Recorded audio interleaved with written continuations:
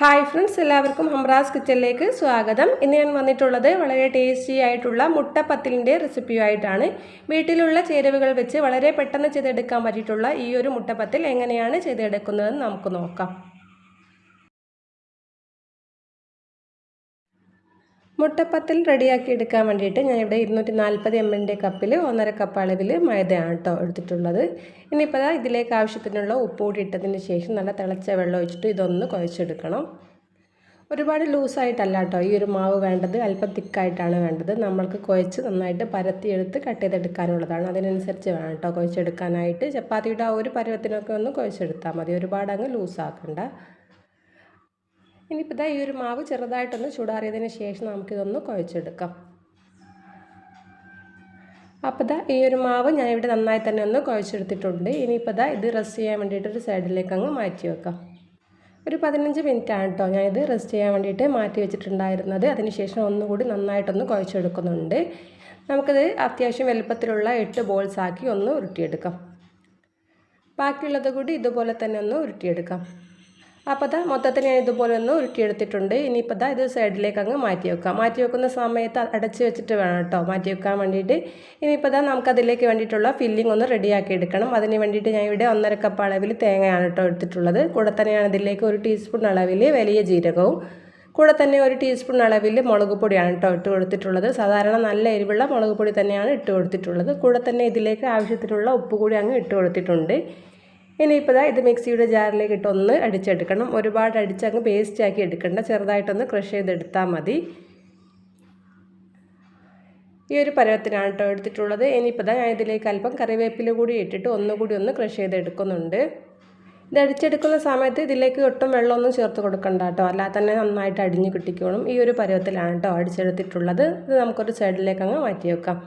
ഇനിയിപ്പോൾ ഈ ഒരു ഫില്ലിങ് റെഡിയാക്കി എടുക്കാൻ വേണ്ടിയിട്ട് ഞാൻ ഇവിടെ 1.5 ടീസ്പൂൺ അളവിൽ വെളിച്ചെണ്ണയാണ് കേട്ടോ ഒഴിച്ച് കൊടുത്തിട്ടുള്ളത്. വെളിച്ചെണ്ണ നല്ലതുപോലെ ഒന്ന് ചൂടായി വരുന്ന സമയത്ത് ഞാൻ ഇതിലേക്ക് മീഡിയം സൈസ് വലിപ്പത്തിലുള്ള ഒരു സവാളയാണ് കേട്ടോ എടുത്തിട്ടുള്ളത്. സവാള ഇതുപോലെ ചെറുതായിട്ട് കട്ട് ചെയ്തെടുക്കണം കേട്ടോ. ഞാനൊരു ചോപ്പറിലിട്ട് ചെറുതായിട്ട് ചോപ്പ് ചെയ്തെടുക്കുകയാണ് കേട്ടോ ചെയ്തിട്ടുള്ളത്. ഇനിയിപ്പോൾ ഇതിലേക്ക് എരിവിന് വേണ്ടിയിട്ട് 2 പച്ചമുളകാണ് കേട്ടോ ഇട്ട് കൊടുത്തിട്ടുള്ളത്. പച്ചമുളകൊക്കെ നിങ്ങളുടെ എരിവിനനുസരിച്ച് കൂട്ടുകയും കുറയ്ക്കുകയൊക്കെ ചെയ്യാം കേട്ടോ. കൂടെ തന്നെ ഇതിലേക്ക് അല്പം കറിവേപ്പില കൂടി ചെറുതായിട്ട് കട്ട് ചെയ്ത് അങ്ങ് ഇട്ട് കൊടുത്തിട്ടുണ്ട്. ഇനിയിപ്പോൾ ഇതെല്ലാം കൂടി നല്ലതുപോലെ ഒന്ന് വഴറ്റിയെടുക്കണം. ഒരുപാട് അങ്ങ് വാടേണ്ട ആവശ്യമൊന്നുമില്ല, ചെറുതായിട്ടൊന്ന് വാടി കിട്ടിയാൽ മാത്രം മതി. സവാള ചെറുതായിട്ടൊന്ന് വാടി ഒന്ന് സോഫ്റ്റായി കിട്ടിയാൽ മാത്രം മതി കേട്ടോ. അതിനുശേഷം നമ്മൾ നേരത്തെ തയ്യാറാക്കി വെച്ചിട്ടുള്ള തേങ്ങയുടെ ആ ഒരു ചമ്മന്തി ഇതിലേക്ക് അങ്ങ് ഇട്ട് കൊടുക്കാം. സവാളയിലേക്ക് ഞാൻ വേറെ ഉപ്പൊന്നും ഇട്ട് കൊടുത്തിട്ടില്ല കേട്ടോ. നമ്മൾ ചമ്മന്തി അരച്ചെടുക്കുന്ന സമയത്ത് ഉപ്പിട്ടിട്ടാണ് കേട്ടോ അരച്ചെടുത്തിട്ടുള്ളത്. ഇനിയിപ്പോൾ ഈ ഒരു ചമ്മന്തിയും സവാളയും എല്ലാം കൂടി നന്നായിട്ടൊന്ന് മിക്സാക്കി എടുക്കണം. ഇതുപോലെ മിക്സാക്കി എടുക്കുന്ന സമയത്ത് നിങ്ങൾക്ക് ഉപ്പ് കുറവാണെങ്കിൽ അതിനനുസരിച്ച് ഉപ്പിട്ട് കൊടുക്കണം കേട്ടോ. ഈ ഒരു സമയത്ത് നിങ്ങളുടെ കയ്യിൽ മല്ലിയില ഉണ്ടെങ്കിൽ അതുകൂടി ഇതിലേക്ക് ഇട്ടിട്ട് നന്നായിട്ടൊന്ന് മിക്സ് ചെയ്ത് കൊടുക്കണം കേട്ടോ. എൻ്റെ കയ്യിലിപ്പോൾ മല്ലിയില ഇല്ലാത്തത് കൊണ്ട് ഞാൻ ഇതിലേക്ക് ഇട്ട് കൊടുത്തിട്ടില്ല. മല്ലിയില കൂടി ഇതിലേക്ക് ഇടുന്ന സമയത്ത് നല്ല ടേസ്റ്റാണ് കേട്ടോ ഈ ഒരു ചമ്മന്തിക്ക്. ഇനിയിപ്പോൾ ഒരുപാട് സമയം മിക്സ് ചെയ്തെടുക്കേണ്ട ആവശ്യമൊന്നുമില്ല, ചെറുതായിട്ട് എല്ലാം കൂടി ഒന്ന് യോജിച്ച് കിട്ടിയാൽ മാത്രം മതി. അപ്പോൾ ഇതിവിടെ റെഡിയായി കിട്ടിയിട്ടുണ്ട്. ചൂടാറാൻ വേണ്ടിയിട്ട് ഞാനൊരു സൈഡിലേക്ക് അങ്ങ് മാറ്റി വെച്ചിട്ടുണ്ട്. ഇനിയിപ്പോൾ ഞാൻ ഇതിലേക്ക് ഒരു 4 മുട്ട നന്നായിട്ട് പുഴുങ്ങിയെടുത്തിട്ടുള്ളതാണ് കേട്ടോ. ഇത് ചെറുതായിട്ട് ഇതുപോലെ വട്ടത്തിലാണ് കേട്ടോ കട്ട് ചെയ്തെടുത്തിട്ടുള്ളത്. നിങ്ങൾക്ക് എത്രത്തോളം കട്ടിയിലാണോ വേണ്ടത് അതിനനുസരിച്ച് വേണം കേട്ടോ മുട്ട കട്ട് ചെയ്തെടുക്കാൻ വേണ്ടിയിട്ട്. ഇനിയിപ്പോൾ നമ്മൾ നേരത്തെ കുഴച്ചെടുത്ത് മാറ്റി വെച്ചിട്ടുള്ള മൈദയാണ് കേട്ടോ ഇത്. കൗണ്ടർ ടോപ്പിലേക്ക് അല്പം മൈദ ഒന്ന് വിതറിയതിന് ശേഷം ഞാനിവിടെ നീളത്തിലാണ് കേട്ടോ പരത്തിയെടുത്തിട്ടുള്ളത്. എത്രത്തോളം നീളത്തിലാണോ നിങ്ങൾക്ക് പരത്തിയെടുക്കാൻ കഴിയുന്നത് ആ രീതിയിൽ പരത്തിയെടുത്താൽ നമുക്ക് എത്രത്തോളം വേണമെങ്കിലും ചുട്ടെടുക്കാൻ വേണ്ടിയിട്ട് പറ്റും. ഞാനിപ്പോൾ ഈ ഒരു നീളത്തിൽ പരത്തിയെടുക്കുന്നുണ്ട്. അതിനുശേഷം 2 എണ്ണം ഒരുമിച്ചിട്ടാണ് കേട്ടോ ചെയ്തെടുക്കുന്നത്. ഒരുപാട് നീളത്തിൽ പരത്തിയാൽ പെട്ടെന്ന് പണി തീരും കേട്ടോ. ഞാനിപ്പോൾ ഈ ഒരു നീളത്തിൽ പരത്തിയതിന് ശേഷം ഇതിലേക്ക് ഫില്ലിംഗ് അങ്ങ് വെച്ച് കൊടുക്കുകയാണ് കേട്ടോ ചെയ്തിട്ടുള്ളത്. ഇനിയിപ്പോൾ നമ്മൾ തയ്യാറാക്കി വെച്ചിട്ടുള്ള തേങ്ങയുടെ ചമ്മന്തി നമുക്കിതിലേക്ക് അങ്ങ് വെച്ച് കൊടുക്കാം. ഇതുപോലെ 2 എണ്ണം വെച്ചിട്ടാണ് കേട്ടോ ഞാൻ ചെയ്തെടുക്കുന്നത്. ആദ്യം തന്നെ ഒരു സൈഡിൽ ഇതുപോലെ വെച്ചതിന് ശേഷം മറ്റേ സൈഡിലും ഇതുപോലെ അങ്ങ് വെച്ച് കൊടുക്കുന്നുണ്ട്. 2 ഭാഗത്തായിട്ട് തേങ്ങയുടെ ചമ്മന്തി ഇതുപോലെ അങ്ങ് നിരത്തി വെച്ച് കൊടുക്കുന്നുണ്ട്. അതിനുശേഷം കട്ട് ചെയ്ത് വെച്ചിട്ടുള്ള ഈ ഒരു മുട്ട ഇതുപോലെ അങ്ങ് വെച്ച് കൊടുക്കുകയാണ് കേട്ടോ ചെയ്തിട്ടുള്ളത്. ഇനിയിപ്പോൾ ഈ വീഡിയോയിൽ കാണുന്നത് പോലെ ഒന്ന് കവർ ചെയ്തെടുത്താൽ മതി. ഇത് കവർ ചെയ്തെടുത്തതിന് ശേഷം സൈഡൊക്കെ നന്നായിട്ട് പ്രസ് ചെയ്ത് ഒന്ന് ഒട്ടിച്ച് കൊടുക്കണം കേട്ടോ. ഫില്ലിങ് പുറത്ത് പോരാതിരിക്കാൻ വേണ്ടിയിട്ടാണ് ഇതുപോലെ ചെയ്തെടുക്കുന്നത്. ഇനിയിപ്പോൾ ഇതൊന്ന് കട്ട് ചെയ്തെടുക്കാം.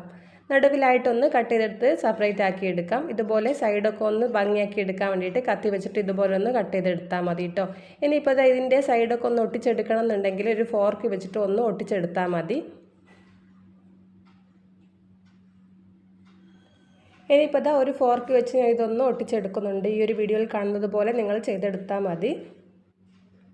ഈ ഫോർക്കില്ലാതെ തന്നെ നന്നായിട്ട് ഒട്ടി നിന്നോളൂ കേട്ടോ. കൈ വെച്ചിട്ട് നന്നായിട്ടൊന്ന് പ്രസ് ചെയ്തെടുത്താൽ മാത്രം മതി, എന്നാലും ഒട്ടി നിന്നോളും. ഞാനിപ്പോൾ കാണാനൊരു ഭംഗിക്ക് വേണ്ടി ഇതുപോലെ ഒരു ഫോർക്ക് വെച്ചിട്ട് ചെയ്തെടുത്തേ ഉള്ളൂ. ബാക്കിയുള്ളത് മൊത്തത്തിൽ ഇതുപോലെ ഒന്ന് ചെയ്തെടുക്കട്ടെ. ഇനിയിപ്പോൾ ബാക്കിയുള്ളത് മൊത്തത്തിൽ ഞാൻ ഇതുപോലെ ഒന്ന് ചെയ്തെടുക്കട്ടെ. ഇത് ഫ്രൈ ആക്കി എടുക്കാൻ വേണ്ടിയിട്ട് ഞാൻ ഇവിടെ അല്പം വെളിച്ചെണ്ണ ഒന്ന് ചൂടാകാൻ വെച്ചിട്ടുണ്ട് കേട്ടോ. വെളിച്ചെണ്ണ നല്ലതുപോലെ ചൂടായതിന് ശേഷം വേണം നമുക്കിതിലേക്ക് ഇട്ട് കൊടുക്കാൻ വേണ്ടിയിട്ട്. നല്ലതുപോലെ ചൂടായതിന് ശേഷം മീഡിയം ഫ്ലെയിമിൽ വെച്ചിട്ട് തിരിച്ച് മറിച്ചിട്ടിട്ടൊന്ന് വേവിച്ചെടുത്താൽ മതി കേട്ടോ. എണ്ണയിലേക്ക് ഇട്ട പഴം നന്നായിട്ട് പൊങ്ങി വരും കേട്ടോ. ആ ഒരു സമയത്ത് ഇതൊന്ന് തിരിച്ചിട്ട് കൊടുക്കണം. അതിനുശേഷം ചെറുതായിട്ടൊന്ന് കളറ് മാറിയാൽ തിരിച്ച് മറിച്ചിട്ടിട്ട് ഇതൊന്ന് വേവിച്ചെടുക്കാം. നല്ലൊരു ഗോൾഡൻ കളറായി വരുന്ന സമയത്ത് നമുക്കിത് എണ്ണയിൽ നിന്നും മാറ്റാം.